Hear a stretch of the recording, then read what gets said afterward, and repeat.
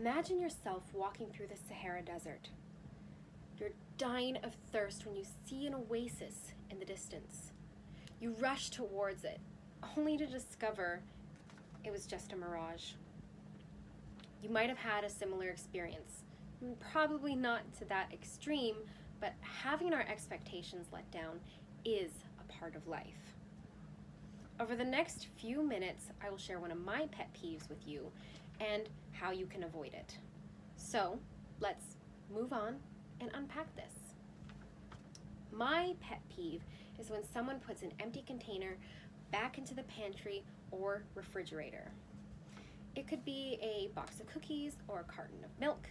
Either way, the act of putting something back instead of disposing of it is ludicrous. I want you to imagine for a second, you're craving your favorite cookie. You know you saw a box of them in the pantry, so you delightfully prance over to the kitchen, salivating, only to discover the box is empty. Instead of satisfying your craving, you're left with nothing but disappointment. One of the times that this happened to me was when I was getting ready for school. I poured myself a bowl of cereal, went to go get the milk from the fridge, but discovered it was empty. I threw my head back in exasperation and in my mind yelled, "Why?" The most frustrating part about this is the inconsideration for others.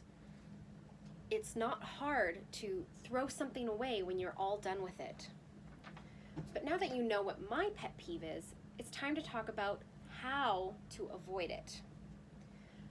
Part of the reason this pet peeve is so annoying is that it is so simple to avoid. When you use the last of something, all you have to do is throw it away or recycle it and then add it to the grocery list for next week.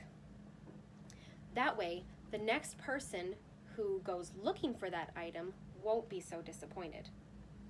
Better yet, think about the other people who use that item. I'm sure that you're a good, considerate person who only wants the best for your loved ones. With that in mind, you can also use that way of thinking when encountering this pet peeve. Perhaps the person who put away the empty box had a lot on their mind and was operating on autopilot. One should assume that these acts are never intentional nor sinister.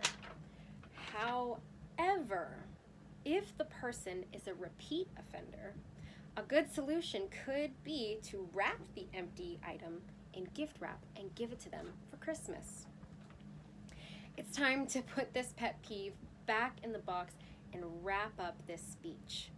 I have explained in detail my pet peeve. I taught you how to avoid it, and I showed you how to deal with it when you encounter it. Hopefully by now, you know that you have the power to never inflict another person to this pet peeve and what to do when it happens to you. But I want you to remember one thing. You have the power, and with great power comes great responsibility. Choose wisely, friends.